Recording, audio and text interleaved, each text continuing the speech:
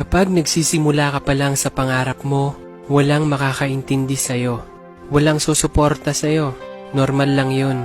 Dahil hindi naman sila nakaka-relate sa ginagawa mo. Wala kang dapat sisihin doon. Ang kailangan mong gawin ay magpatuloy sa ginagawa mo. Magpatuloy sa pagbuo ng pinapangarap mo.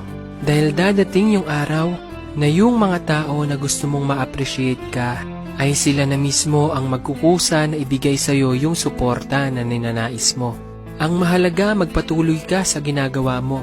Huwag mong hintayin yung atensyon ng mga tao para mapansin nila yung pagpupursige mo. Wala kang dapat patunayan sa kanila. Gawin mo yung bagay na yan dahil gusto mo.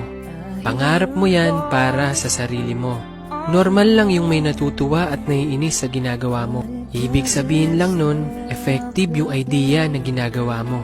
Normal lang naman sa umpisa na hindi ka susuportahan. Dun ka mag-abang sa huli dahil yun yung time na nakasuporta sila sa'yo.